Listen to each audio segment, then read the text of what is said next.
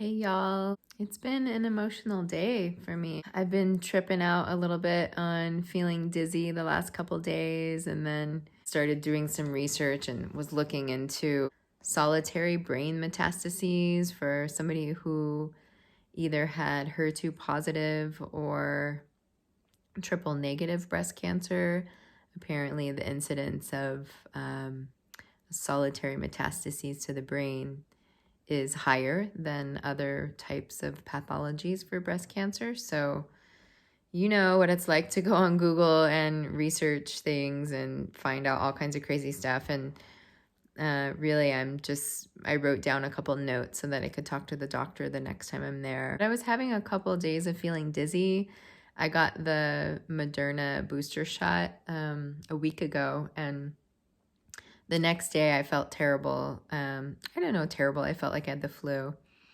And then I had a couple of days of just kind of feeling just off, And then the last couple of days I felt a little bit dizzy. I got a swollen lymph node right here. I still feel it. It actually is a little bit less than it was. I called the doctor and reported to the nurse that I was having a swollen lymph node, and they just told me to hang on and see if it goes away. I was also reading that it can take up to 6 weeks. It can show up on imaging for 6 weeks, and it can, for some reason, throw radiologists for a Fruit Loop. throw them for a loop and have them thinking that it might be cancer. I'm talking about a swollen lymph node from the COVID vaccine, which is fascinating to me. So whatever it is about the consistency or however it shows up on imaging can lead them to doing biopsies and stuff like that unnecessarily. So my strategy is I'm going to wait 6 weeks. It is better.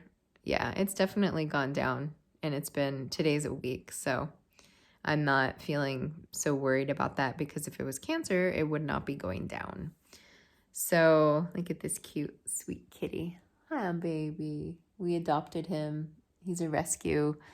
He's 8 years old or something, and he's just such a great cat. So the other thing is, some of you, if you follow breast cancer, you probably heard of this woman named Nalie. I don't know how she says her name. Her birth name is Natalie, but she went by Nalie.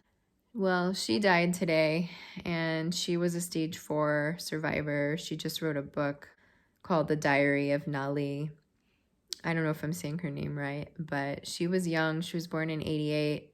I was born in 74, and she's very prolific. She did a lot of YouTube videos.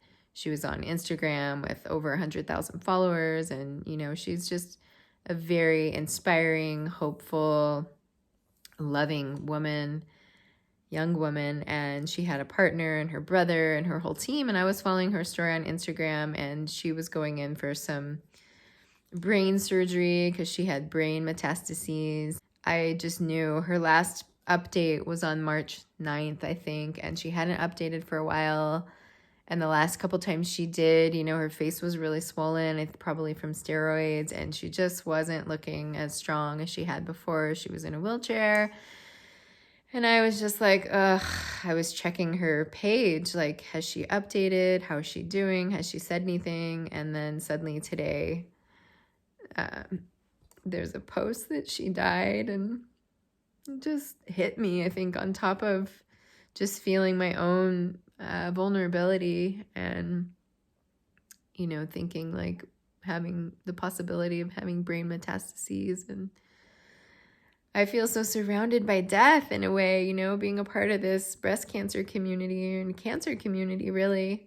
I'm on TikTok, and everybody on there is somebody who's in the cancer community, because that's how the algorithm works. You just end up seeing the videos of the people who are like you, who are in your demographic. And so, yeah. And then Nightbird, the other young woman who I think I spoke of before, and she was on America's Got Talent, and totally inspirational, incredible voice. She died within the last couple months, and it was the birthday of the woman who was one of my dear friends for many years. She died a year ago on January 17th, and it was her birthday, March 18th. And we were born the same year, and she was at my wedding, and she was there with me when I gave birth to my daughter. She's the closest thing I ever had to a sister, and I just was reminded, her birthday was March 18th. These stories, I share them just, I don't know why, just as part of my process of healing. But another friend who used to live where I live and now lives in Hawaii, her dad is about to die, and she's a stage 4 survivor. She's doing great, which is wonderful. She just lost her mom to cancer a few months ago, and her dad is dying, now. I don't think from cancer, I'm not sure. I feel so close to home, None of us ever know how much longer we have, but man, having a cancer diagnosis, it just makes it that much more, it just makes me that much more aware of how vulnerable I am. And we are, not just me, but I'm aware of it in my own reality, obviously. Found some family history that showed my great-grandfather got colon cancer. I think he died about 60, might have been a little bit younger. And then there was uterine cancer and somewhere else in my family, but I haven't seen any traces of breast cancer. I don't have the BRCA gene. I'm just really aware of my own mortality and the mortality and death and vulnerability and fragility of myself and the people around me. And this young woman, Nalie, she was able to publish a book, and it was met with really great regard and #1 bestseller on Amazon. And I hadn't ordered her book until now, which I feel a little embarrassed to say, but I didn't think I'd be reading it, and I just ordered it now. I'm just so grateful that she was able to publish that book. And she has a lot, in terms of impacting the cancer and survivor community. She's really given a lot of herself, which I think is wonderful. I think she gave everything she had up until the end.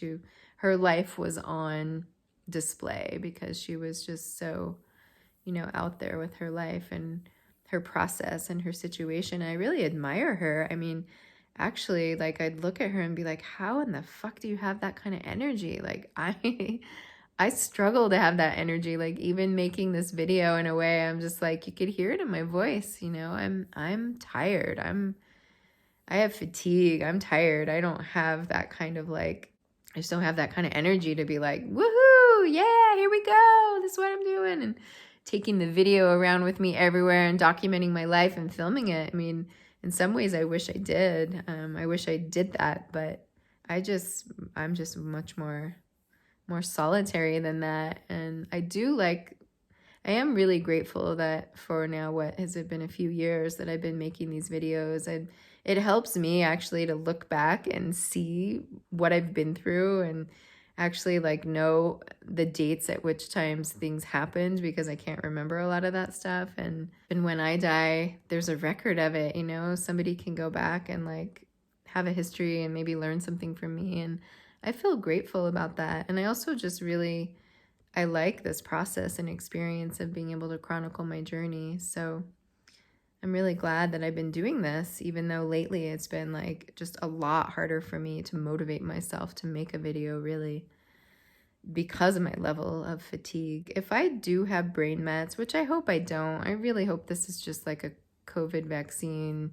side effect. And even though the incidence is higher for somebody like me who had triple positive breast cancer. I did just get a PET scan, and the PET scan showed nothing of note. And so I that's something major to celebrate. But if I did have that solitary brain mets, the prognosis is 3 years maximum. It's something 10 months to 2 years, but then I saw one that said 3 years too. So that's crazy. Today I've just been thinking, even before I heard this information about Nalie, I was what would I be doing? I was working a little bit. I resell some things online, and I was over there doing a little bit of work, and I'm would I even be doing that? Would that matter to me at all?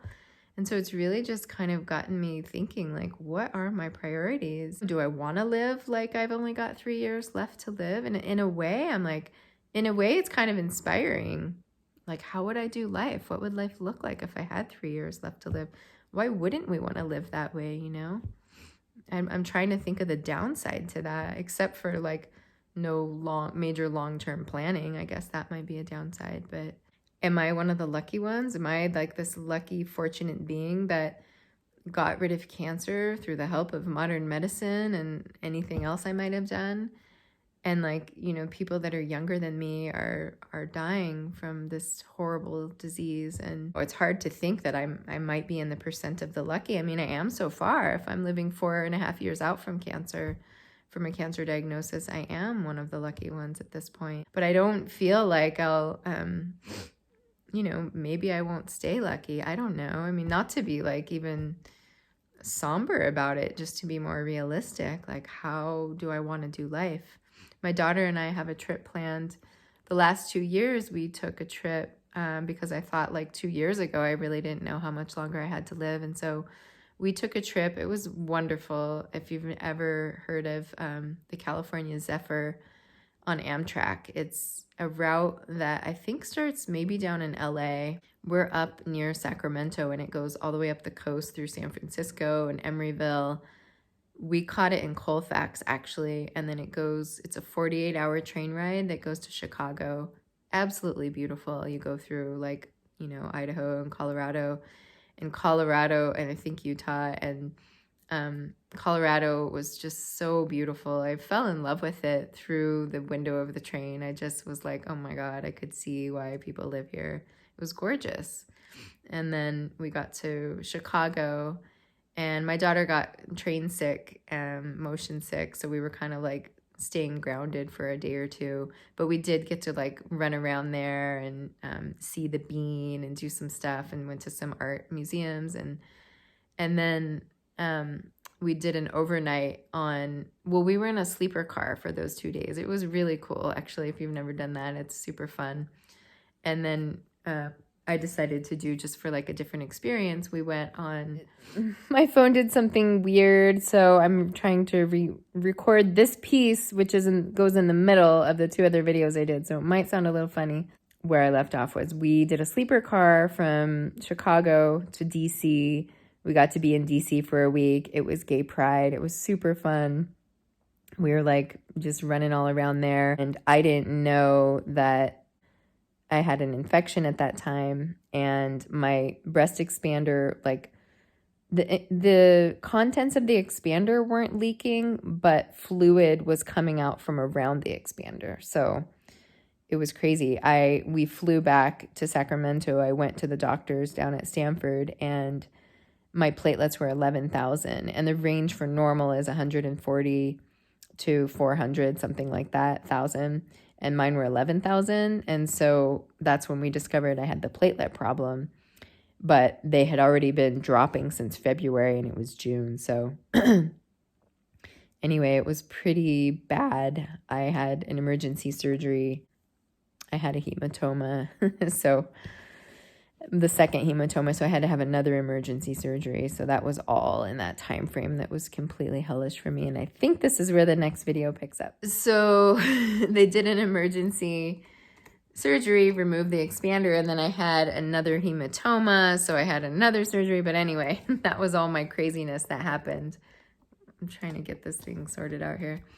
And then so then the next year we went to Disneyland, and we went right after they had reopened Disneyland from COVID. So I don't know, the numbers of attendees were a lot lower than they would have been otherwise. So it was super awesome. We had a really fun time. We were there like 2 or 3 days. And then this year, was that last year? Yeah, that was last year.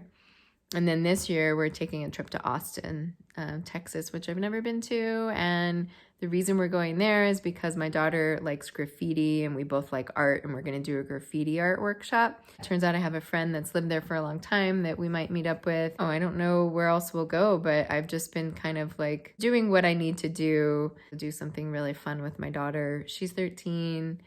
And like I said, I don't know how much longer I have to live. And so part of it is like going out and doing something really fun, and then part of it is just making the moments with her count as much as they can. And I think I'm doing that. You know, sometimes I fail at that, but I do have my attention on it, trying to like look at like what would make my life the most meaningful. And a big part of that is traveling. I love traveling.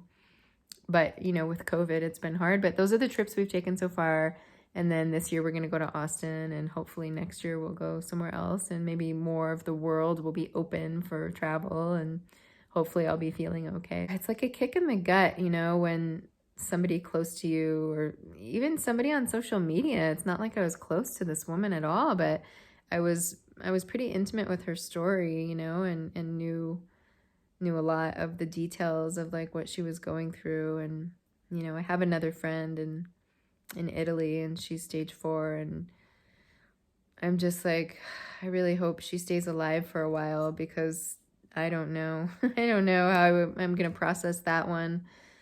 Her prognosis is pretty grim. I mean, she's stage 4, and anyway, it's just, yeah, it's hard. It's really hard being in this world of cancer that like 5 years ago, I don't even know if I knew anybody that had cancer. And now that I'm in this world, I am in this world, and I'm like very aware of who has cancer and what the situations are. So luckily I have more going on in my life than just dealing with my health, you know. But still, it's still a big part of my life is like all the treatments and doctors and health and blah, blah, blah, blah. It's so many things. So anyway, I thought this would be a quick update, but I'm just so long-winded. I don't know. I just wanted to share some of that stuff. So if you made it this far, thanks, and love hard. That's what I have to say to myself and to anybody else, is just love hard, because none of us ever really know how much longer we have. And I'm really aware of the fragility of life, and also the gift of it. It really is a gift. It sounds so cliche to say that, but it is, you know. We have such opportunity to realize our full potential, you know, whatever that means to each of us. And that's really meaningful to me. And so for me, that's what, you know, that's my spiritual work, and what my spiritual practices are, is trying to realize my full potential. I've got some attention on that. Anyway, love hard. That's the message for today.